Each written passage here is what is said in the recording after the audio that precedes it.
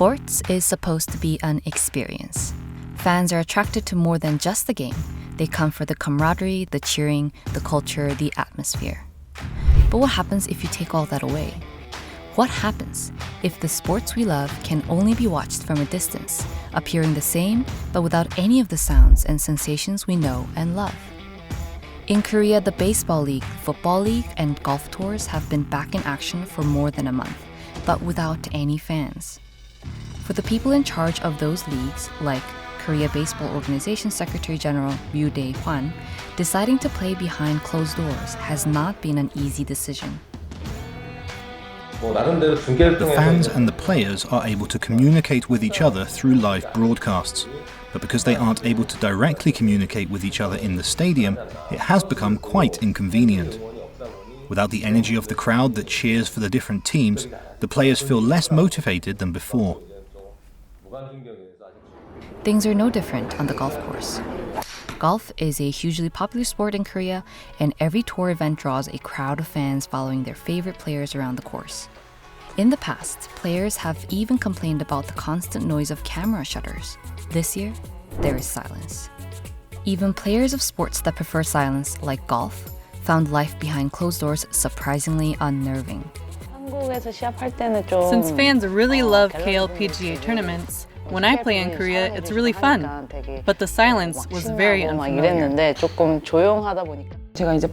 When I make a birdie or hit a good shot, I hear the fans clapping and screaming.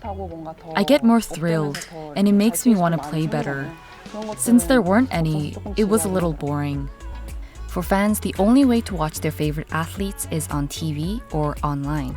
Internationally, this has turned into an opportunity for Korean sports, as international broadcasting companies like ESPN and the BBC started showing the KBO and K-League.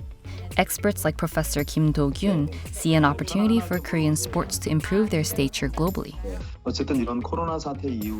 Anyway, I think this holds quite a significant meaning, as this serves as an opportunity for K-sports to be put under a global spotlight in the post-corona world.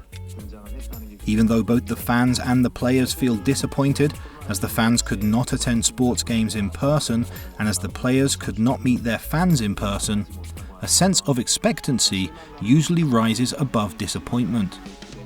If this leads to more exchanges between fans and players in the future, this can turn into an opportunity where Korean pro sports advances even further.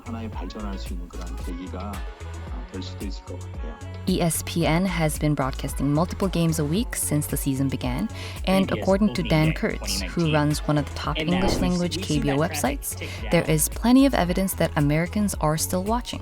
On opening day, we had 27 times the amount of traffic than the previous opening day, 2019. And now we've seen that traffic tick down, but that traffic is still way more than it was in previous seasons. It's still probably about 15 times more than it was last season. So, like I said, that initial interest may have dipped a little bit, but it did not drop off like as drastically as what some might think. Eventually, fans are expected to return to stadiums. This is likely to be a phased process, with tickets first sold at 15% capacity and then 30% and so on. When that happens, the KBO's Ryu says, all the other ways they've found to include fans from a distance shouldn't just disappear. We are working to push KBO.com forward and to vitalize the website as fast as possible, so that everyone can cheer for the teams live in a variety of different ways on the website. Methods to cheer for all of the 10 teams will be added there, and the KBO is working to make the best use of new media content along the way. So could this be the new normal for sports? A balance between the offline experience and more immersive online content? The experts seem to think it will be, but when fans will actually be able to return to the stadium still remains unclear.